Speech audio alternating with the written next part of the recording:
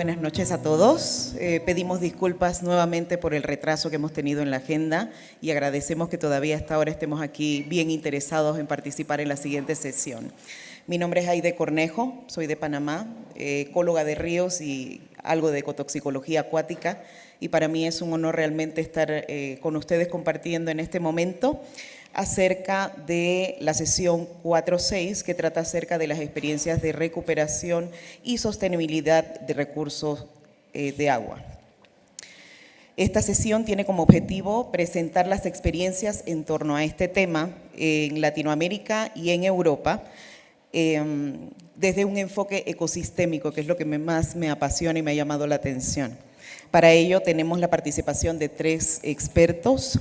La primera ponencia está a cargo de Camille Madec, que pertenece a la Oficina Internacional del Agua, que es una asociación cuyas actividades centrales tratan sobre el desarrollo de habilidades para una mejor gestión del agua en Francia, Europa y en todo el mundo. Camille, quien nos acompaña de manera virtual, dicho sea de paso, está en Francia, ya casi son las 2 de la mañana ya, nos presentará la experiencia de Francia en compartir los datos sobre protección de las fuentes de captación de agua. Con ustedes, Camille. Sí, gracias. Pues buenas tardes a todos. Pues como lo dijo Aide, soy Camille Madec y les hablo desde Francia.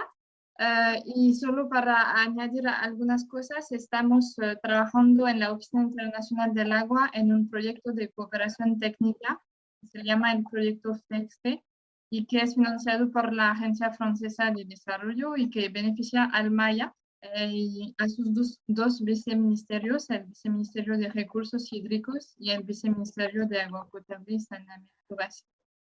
Y en este contexto estamos participando hoy en el evento Latino-San y hoy voy a hablar, la presentación es sobre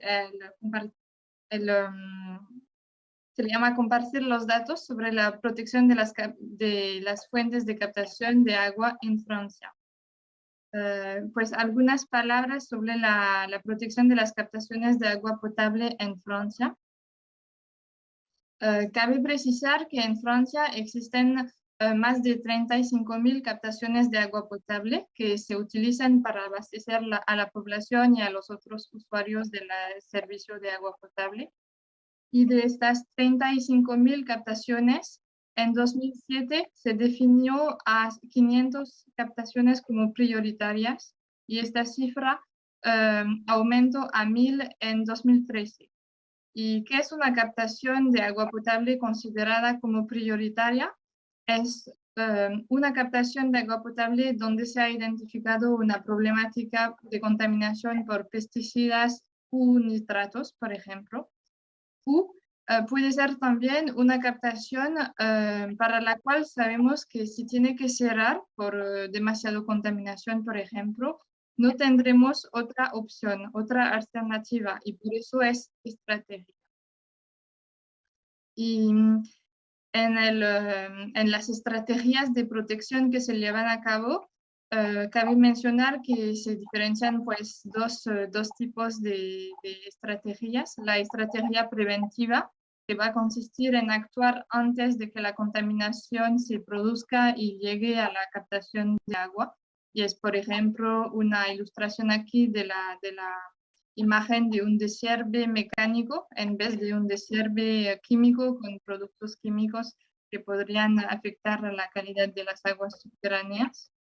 Esto son medidas preventivas. Y bueno, a veces también existe pues la estrategia curativa, es decir, que cuando no se pudo evitar la contaminación, tenemos que implementar medidas curativas y es, por ejemplo, la implementación de un tratamiento más profundo, más profundizado del agua potable para que sea apta al consumo humano. Y cabe mencionar también que es importante tener en la mente estas dos estrategias diferentes porque la preventiva generalmente cuesta mucho menos que la curativa. Es decir, que el tratamiento de aguas contaminadas por pesticidas va a costar casi más de 2,5 veces más que la aplicación de medidas preventivas. Y también se ve que se pudo ver de la experiencia que cuando antes se inicia el esfuerzo pues, de prevención, menos son los costos y mayor es el beneficio. Y para completar un poco este contexto, cabe precisar que diferenciamos pues, dos tipos de zonas de protección de las captaciones de agua potable según el tipo de contaminación. Para las contaminaciones puntuales, que pueden ser algo muy puntual, un accidental, por ejemplo, una camioneta que tiene un accidente y donde va a haber una fuga de gasolina que podría dañar a la captación de agua potable. Estos son, para este tipo de contaminación puntual se delimitan 3 perímetros. El primer es obligatorio y sistemático, es el perímetro de protección inmediata, que es generalmente vallado y en el cual las actividades son prohibidas y solamente la institución o la autoridad local responsable del servicio de agua potable puede ir y puede tener acceso. Y los dos otros perímetros, el que está en rojo y en azul, son los perímetros cercanos y remotos, donde se reglamentan algunas actividades, es decir, que no se pueden hacer cualquier actividades justamente para evitar las contaminaciones puntuales. Y además de estas 3 zonificaciones, existen 2 otras más, que ellas van a permitir luchar contra las contaminaciones difusas. Pues de las contaminaciones difusas hablamos, por ejemplo, del uso de pesticidas, pues es más una contaminación difusa, no se puede identificar bien el lugar exacto, pero es importante también como este tipo de contaminación podría dañar y afectar la calidad del agua a medio o largo plazo. Es importante también definir zonas en las cuales se van a implementar medidas específicas. Y se llama, bueno, el aire o la cuenca de alimentación de la captación. Y en todas estas zonas se puede definir también una zona más específica en la cual hay retos importantes y se van a implementar medidas específicas. Y esta zonificación, estas 2 zonas adicionales, son mandatorias para las captaciones prioritarias. Y justamente para estas captaciones prioritarias se va a implementar un plan de acción en 5 etapas, pues se delimita la zona de protección y se realiza un diagnóstico territorial de todas las presiones que pueden existir, que sean domésticas, agrícolas, industriales, etc. Y de este diagnóstico, bueno, se define un plan de acción de manera conjunta con todos los actores, es decir, los actores del sector de agua, de los usuarios, el sector agrícola, los industriales, etc. Se van a definir un plan de acción y después aplicarlo y cada 3 o 5 años se va a evaluar el plan de acción para ver si se ha implementado bien las acciones y si estas acciones son efectivas o no. Y este plan de acción es la responsabilidad del municipio o de la agrupación de municipios que es responsable del servicio de agua potable. Y como decía, bueno, es importante implicar a todos los actores implicados para que todos se involucren en la protección de las captaciones y de las cuencas de alimentación de las captaciones. Es fundamental esta participación de todos los actores, hacia los políticos, claro. Y también, pues generalmente cuando se define un plan de acción para la zona de alimentación de la captación, el municipio o la agrupación de municipios a cargo del servicio de agua potable va a designar a un animador o un coordinador que va a tener a cargo la implementación del plan. Pues esta persona va a coordinar el diagnóstico, los planes de acción, va a hacer el seguimiento administrativo financiero, evaluar las acciones, también hacer las actividades de comunicación, que son muy importantes, porque como son medidas que se deben implementar de manera local, es importante que todos los que viven cerca o los que tienen actividades cerca sepan lo que pueden hacer o lo que no pueden hacer. Es un poco el maestro de orquesta, el coordinador del plan de producción de las cuencas. Y pues la idea de hoy estaba más para darles a conocer la experiencia que tiene Francia en términos de gestión de datos sobre estas captaciones. Pues la Oficina Internacional del Agua está trabajando directamente para el Ministerio de Medio Ambiente francés y ha creado hace algunos años el sitio web nacional que se llama Aircaptage, es decir, Aire Captaciones. Y este sitio web es de acceso público para todos y permite compartir los datos sobre estas captaciones prioritarias y las zonas, las cuencas de alimentación de estas captaciones. Y como pueden ver pues aquí en la imagen, en este sitio web se van a encontrar muchas informaciones sobre todas estas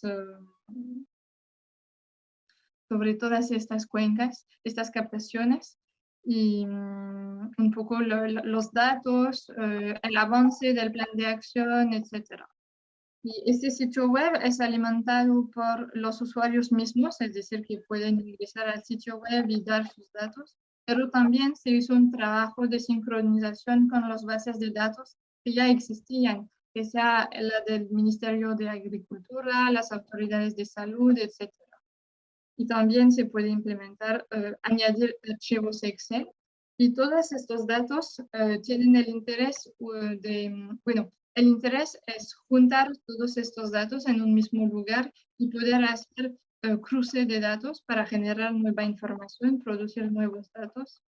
Y esto poco a poco permite fortalecer, bueno, la calidad de los datos porque es de acceso a todos, se pueden modificar y actualizar más rápidamente. Y estos datos van a ayudar a sacar estadísticas que van a ser esenciales para la evaluación de las políticas públicas, por ejemplo, y van a apoyar a la toma de decisiones y también a la comunicación. Y en el marco del proyecto FEXE que tenemos pues, con el Maya, y la idea es un poco crear el proyecto de observatorio de cuenca en la cuenca Rocha.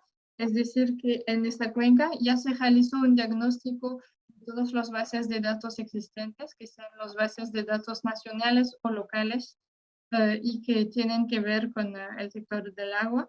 Y la idea es poder a nivel de la cuenca Rocha compartir todos estos datos en un mismo lugar. Pues no se trata de modificar las bases de datos, sino de permitir el acceso más fácil a estos datos y la visualización. Y aquí tienen un ejemplo de qué va a aparecer, pues está en curso de desarrollo, pero aquí pueden ver, por ejemplo, algunas ilustraciones del tipo de datos que se puede compartir a todos los usuarios. Y la idea es que este portal se mantiene, se actualice automáticamente con la sincronización con las bases de datos existentes y que después del proyecto FIXE pueda seguir pues viviendo y está utilizando herramientas de acceso libre, pues será para permitir que siga el observatorio.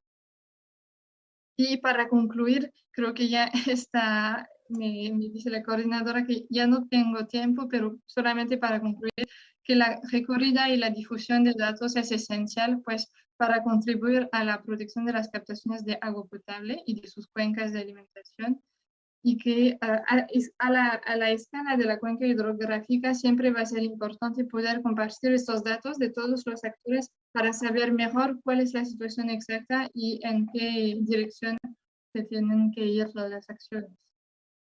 Y el Observatorio de Cuenca tiene el papel principal de poder apoyar a la toma de decisión, informar al público y visualizar datos que a veces no son fácilmente accesibles. Y si el tema les interesa más, bueno, existe un documento digital que hemos realizado sobre la implementación de la protección de las captaciones de agua potable en Francia. Es un documento en digital donde hay videos, testimonios de actores locales que han implementado planes de acción.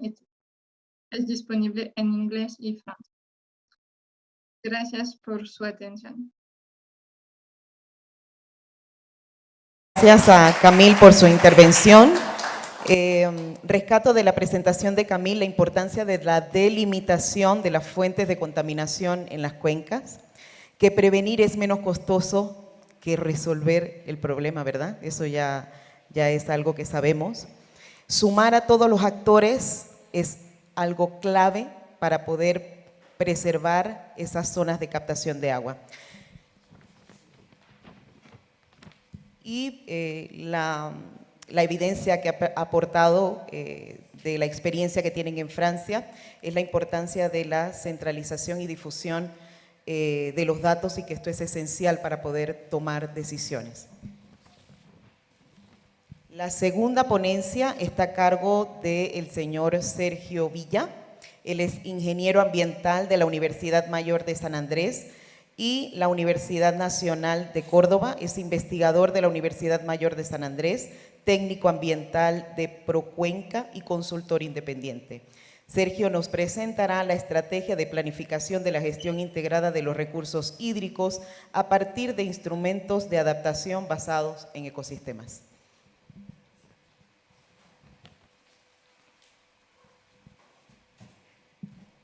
Bueno, ahí se escucha, ¿verdad? Bueno, buenas noches, muchas gracias por estar acá presentes a tal hora. A ver, yo les voy a presentar el trabajo que realicé en función a la planificación hídrica de la gestión integral de recursos hídricos a partir de la herramienta PAMIC de adaptación basada en ecosistemas. Prácticamente es una herramienta que nos habla de adaptación. Aquí tengo unas cuantas fórmulas para poder explicar un contexto. Básicamente el riesgo, que es peligro, exposición y vulnerabilidad. Conceptos que nos ayudan a entender en qué factores debemos aplicar nuestras medidas de adaptación.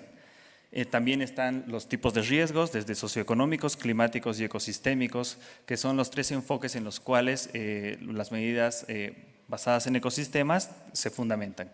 Hablamos también de combatir los riesgos, que son con prevención, mitigación y adaptación. En este caso hablamos de adaptación. Lo importante es establecer qué estrategia se debe aplicar, tomando en cuenta todo este precedente. En el gráfico que se puede ver, hay 5 enfoques distintos de opciones de adaptación, entre las cuales van desde un punto sociopolítico a opciones grises, verdes, intermedias, hasta totalmente verdes, en las cuales se fundamentan las estrategias de adaptación. También podemos ver que los 3 enfoques son personas, es decir, beneficiarios socioeconómicos, la adaptación al cambio climático y la conservación de la biodiversidad de los ecosistemas como el eje central, el cual se clasifica finalmente en los 5 criterios de cualificación de estándares para adaptación basada en ecosistemas. Otro punto importante para entrar en un antecedente es hablar de la gestión integral de los recursos hídricos y el manejo integral de cuencas. En Bolivia se maneja este esquema, como se puede ver en el gráfico, con un proceso de preinversión, inversión y postinversión. Básicamente es el desarrollo de la GIRMIC con la coordinación de las organizaciones de gestión de cuenca. También acá entramos con el concepto de la segunda herramienta, la que sí considera la adaptación, es la herramienta PAMIC.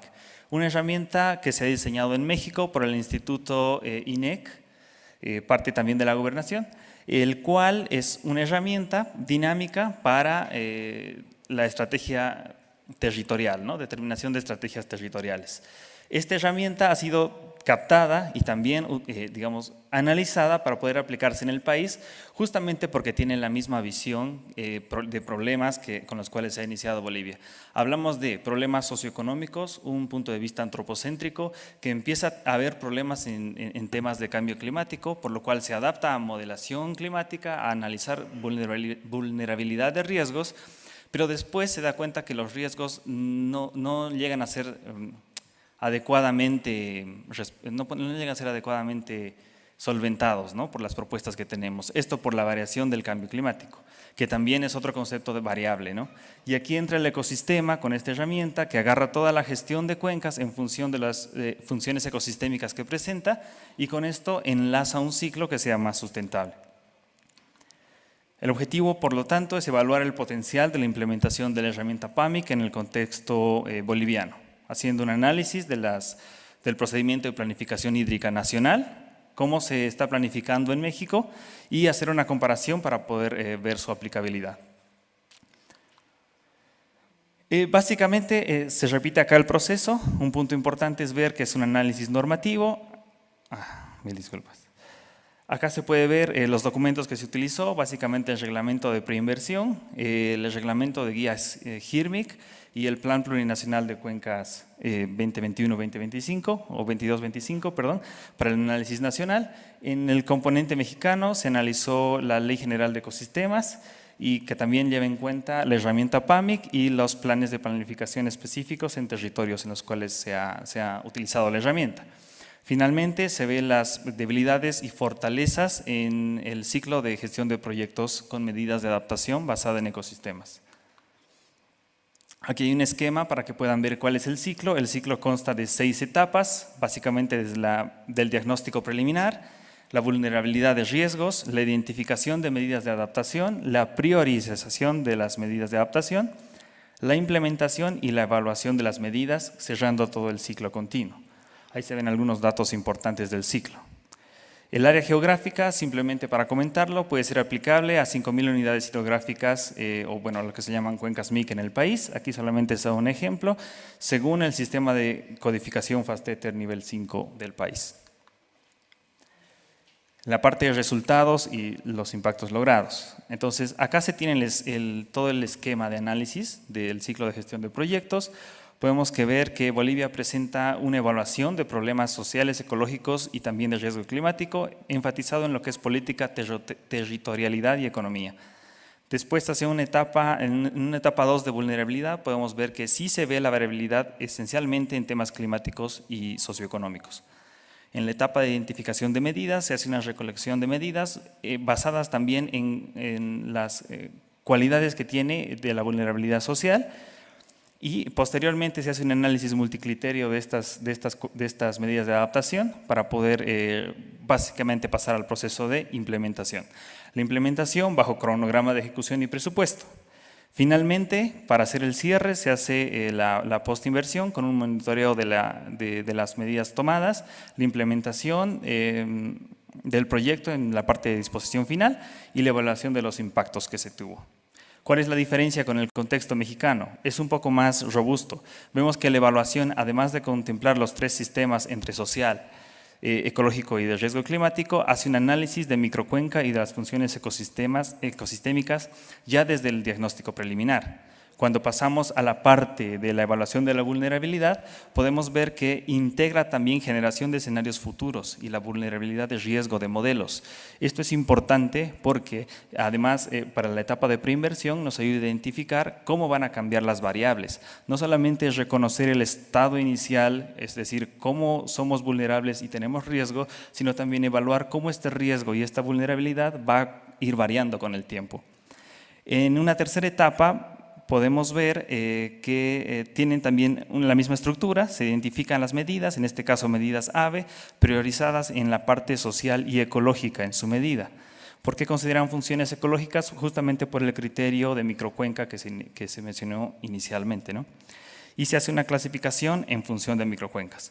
El análisis multicriterio es un poco más robusto, se habla de efectos biofísicos, de la vulnerabilidad y exposición a riesgos, beneficios y costos económicos, además del impacto en la calidad de vida y el bienestar humano, entre otros factores.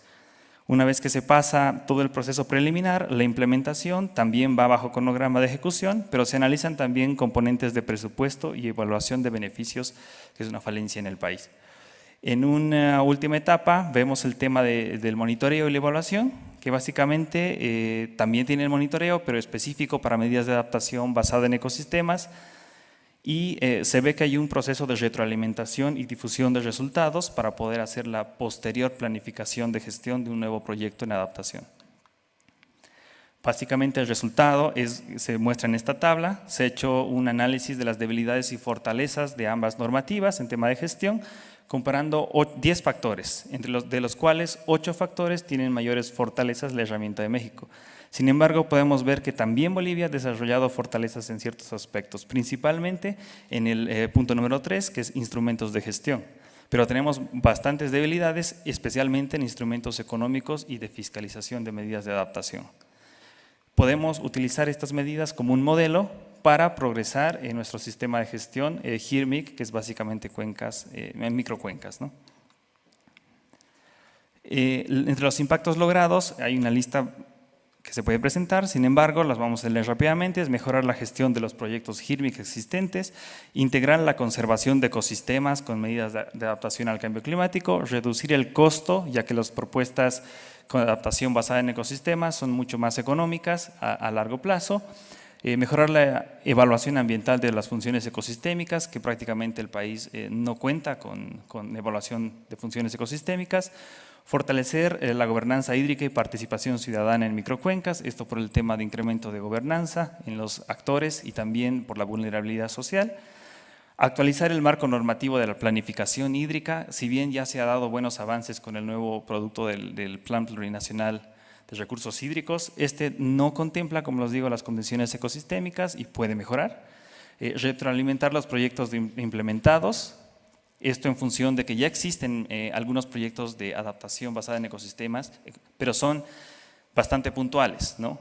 Tenemos en la cooperación alemana, hemos presentado 8 proyectos, de los cuales son solamente proyectos piloto, ¿no? Y la idea de este estudio y de este análisis es básicamente convertirlo en una parte fundamental de la gestión integral en microcuencas. En temas de sostenibilidad y replicabilidad. Para hablar de sostenibilidad se abarcan 4 puntos. Principalmente la aplicabilidad es el estudio preliminar y ver cómo puede digamos, darse un estudio que sea lo suficientemente integral desde un principio para que pueda continuarse con el proceso de inversión. Recomendaciones previas de proyectos que ya existieron, no solamente a nivel nacional, sino también a nivel internacional, que ya existen varias plataformas que hablan de medidas de adaptación y que pueden ser pues, como una plantilla de inicio para nuevas propuestas. El tema de monitoreo y evaluación, que es fundamental principalmente en temas de vulnerabilidad.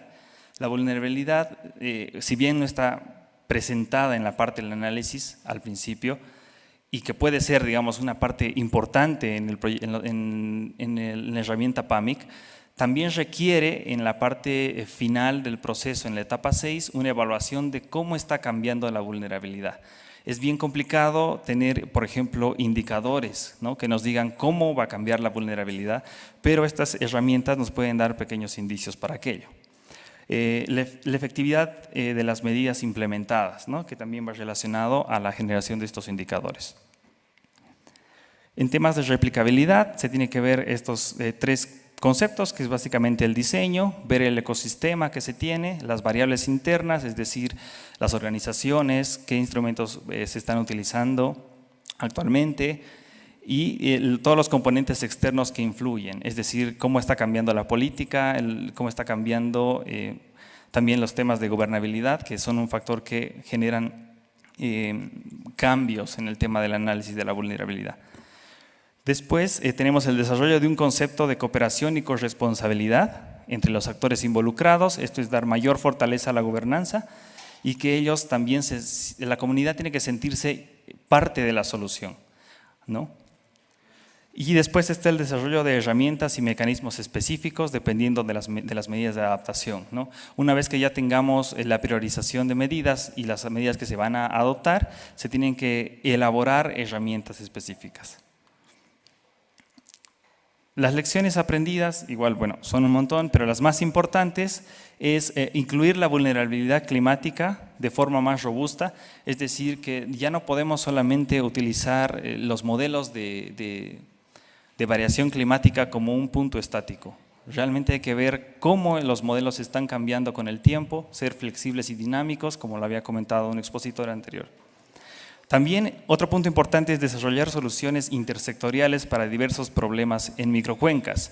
Las medidas de adaptación actualmente son desarrolladas para problemas específicos. Es como tener una silla de 4 patas y querer reforzar una de las patas principalmente y no tomar todo el concepto de la microcuenca y los problemas que contempla, además de ese específico, ¿no?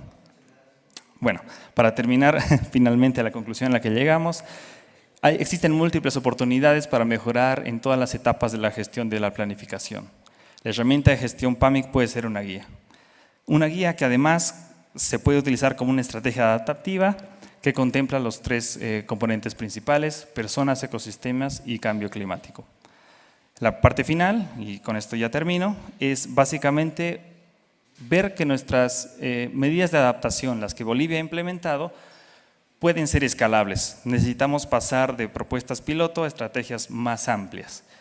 También que existen experiencias AVE que se pueden utilizar. Allá les dejo un pequeño enlace, Tool Navigator, en el cual se encuentran miles de estrategias en distintos ámbitos a nivel internacional que pueden ser aplicables en el país, bueno, y en todo lado del mundo, ¿no? Esa es la presentación. Muchas gracias. Gracias, Sergio. Rescato de tu presentación la importancia que tiene el enfoque de cambio climático para los temas de recuperación de nuestros recursos hídricos, ¿no? La humanidad se encuentra ahorita en un escenario de cambio climático sin precedentes. Y bueno, la importancia de la aplicación de estos instrumentos de adaptación basados en ecosistemas es una estrategia para la gestión integrada de los recursos hídricos que ojalá se pueda replicar en otros países de la región. Bueno, la tercera y última ponencia de esta sesión está a cargo de Andrew Regneri y colaboradores, quienes nos presentarán sus experiencias en el implemento de sistemas de tratamiento ecológico como soluciones naturales para el tratamiento de aguas residuales. Con ustedes, Andrew. Muchas gracias a ustedes. Estoy seguro que ustedes piensan de la cerveza que nos espera, pero agradecemos mucho que están con nosotros para la última presentación del día. Estamos muy emocionados de estar aquí con ustedes. Soy Andrew Regneri y estoy aquí con mis compañeros de V3 compañías de Chicago, Landon Vine y Ted Blahnik. Y hemos viajado más que 30 horas a estar con nosotros. Y después de un día muy largo, era un día bacán, para usar la frase chileno, un día bacán. Pero estamos aquí para compartir con ustedes nuestras experiencias con los sistemas de tratamiento ecológicos para las aguas residuales. Pero para empezar, yo debo decir que esta presentación no es muy técnica, porque solo tenemos 12-15 minutos, y porque podríamos hablar de este tópico hasta que estamos azules en la cara. Pero si ustedes tienen preguntas después, nosotros estamos aquí para preguntarlos. Bueno, ¿qué son los sistemas de tratamiento ecológicos? Son sistemas diseñados que aprovechan procesos naturales del ecosistema, aeróbicos y anaeróbicos, para tratar las aguas residuales. Y al mismo tiempo debo decir que no son, porque hay muchas creencias erróneas de este tipo de tratamiento. No son solo los humedales construidos, porque este es solo un tipo de tratamiento secundario. No son ni lagunas de desagües aprovechados, apestosos, lo siento.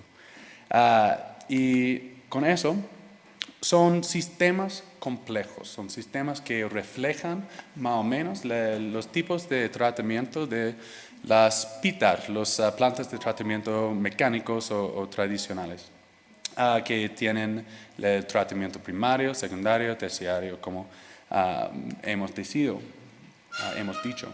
Hay diferentes tipos. Yo voy a rápidamente decir que hay el tratamiento primario, como las lagunas anaeróbicas, fosas sépticas, tanques de Imhoff, tanques de sedimentación. ¿Cuál tipo de tratamiento que usas depende mucho del tipo de aguas residuales que usted tiene.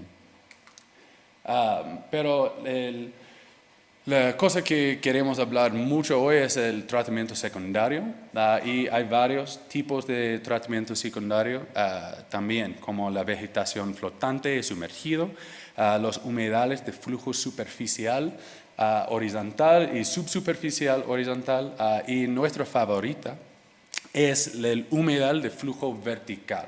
Y hablemos de esto un poco más luego, porque hemos hecho una variación de esto. Bueno, esto es un ejemplo de un humedal con flujo vertical y también con la recirculación, que es una cosa importante para mejorar la eficiencia del tratamiento de su sistema. Bueno, y también, si es necesario, el tratamiento terciario sigue el secundario, pero hay muchas opciones para esto.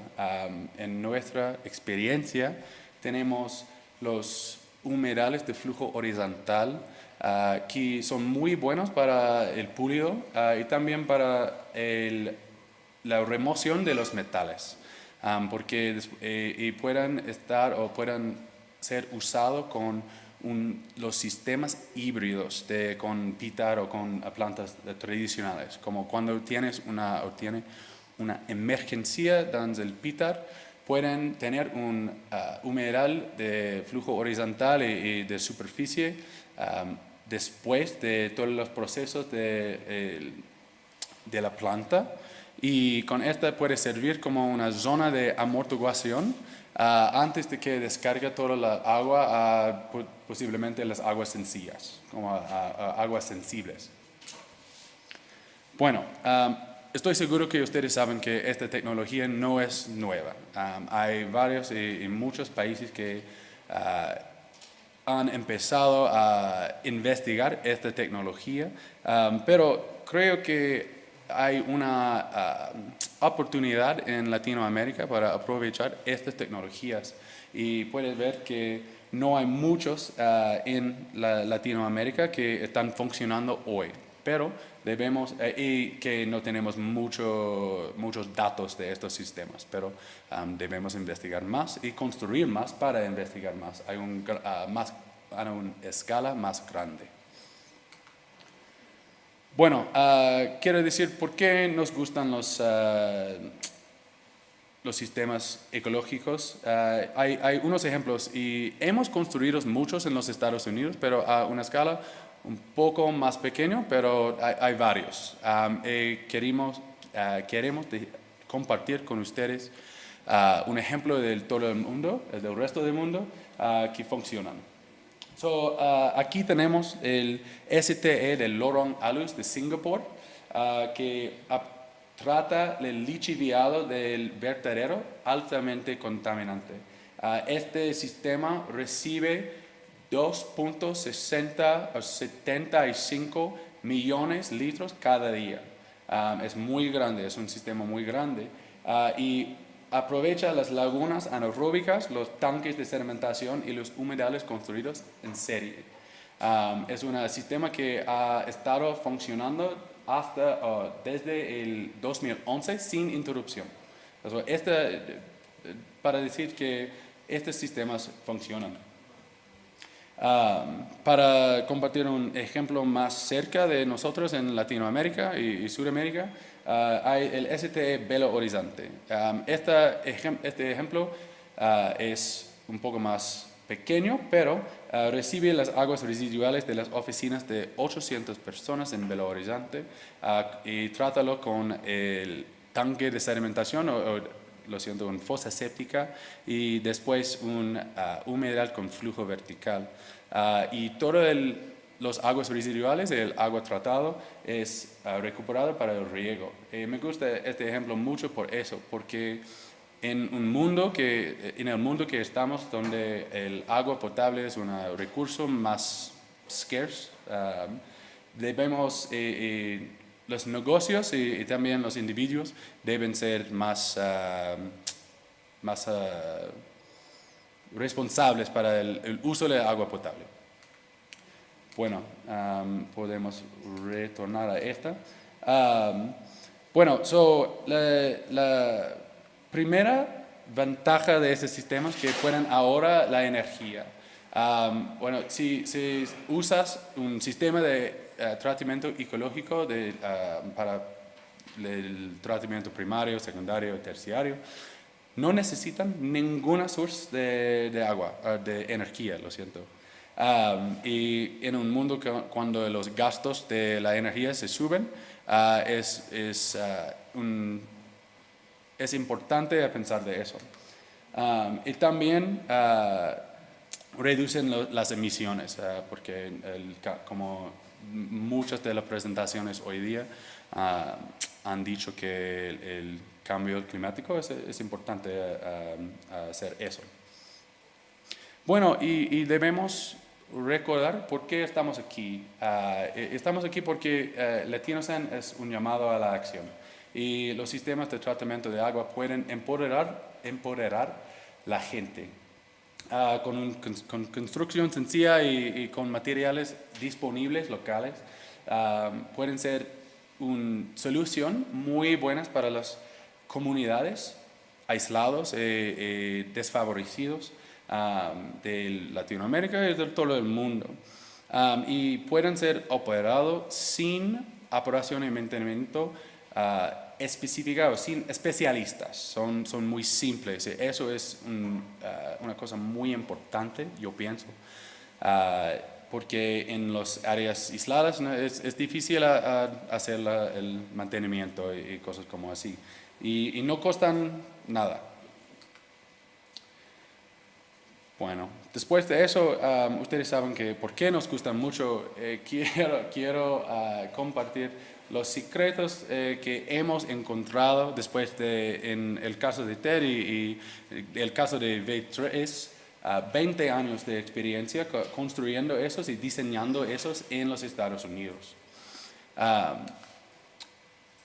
El primero, y eso son juntos más o menos, pero construirlo verticalmente.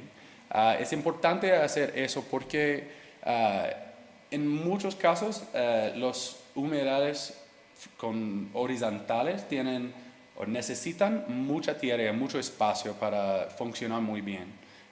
Y también después de unos años de funcionando y si no están diseñado muy bien, después de mucho cargando, la agua pueden desarrollar las rutas favoritas o preferidas. Esto bajen la eficiencia del humedal o del tratamiento. Con los flujos verticales pueden aprovechar los procesos aeróbicos y anaeróbicos para mejorar la eficiencia del tratamiento. Y también pueden cargarlos en una manera uniforme, mucho más fácil hacer eso. Y por eso no desarrollan las rutas desfavorecidas y no suben o no bajen la eficiencia. Así es una sección de nuestro diseño hace un año. Hemos diseñado el humedal con flujo vertical más grande del mundo en Evansville, Indiana.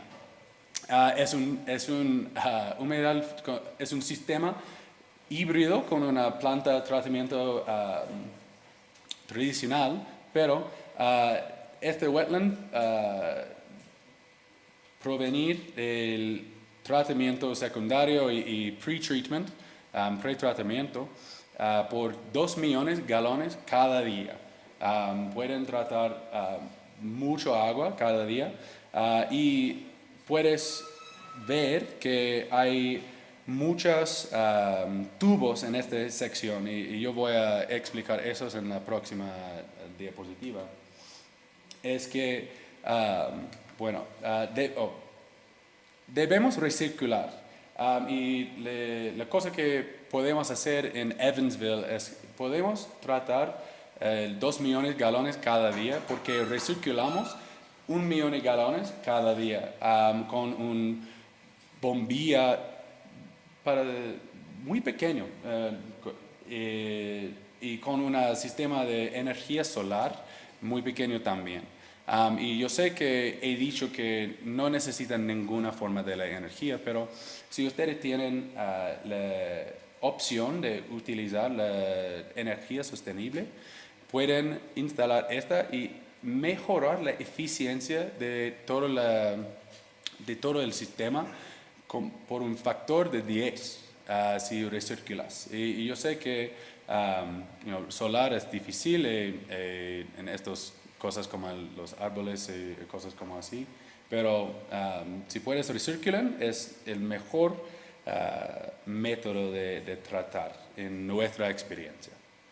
Y con esto terminamos. Gracias. Si ustedes tienen preguntas, nos quedamos aquí. Muchísimas gracias, Andrew. Rescato de la presentación de Andrew el llamado a la acción que nos ha hecho, principalmente a los profesionales del tratamiento de aguas residuales, para que incluyan dentro de sus diseños este tipo de tratamientos que son ecológicos, ¿no? Que reducen el impacto al ambiente y que empoderan a las comunidades. Yo creo que acá ha habido un hilo conductor entre las tres presentaciones, que es la importancia de abordar lo que tiene que ver con el cambio climático, la inclusión de actores claves en las captaciones de agua y definitivamente lo que tiene que ver con esa visión ecológica, porque todos somos parte de un ecosistema y siempre que se vea de esa manera se puede abordar mejor lo que es la recuperación de nuestros sistemas de captación. Quisiera saber si alguien tiene alguna pregunta para los expositores. A ver. Dicen por favor a quién va dirigido. Hola. Sí, no, la pregunta es ¿qué nivel de remoción puede tener el sistema de tratamiento, nivel de DBO o de QO? ¿Qué tal?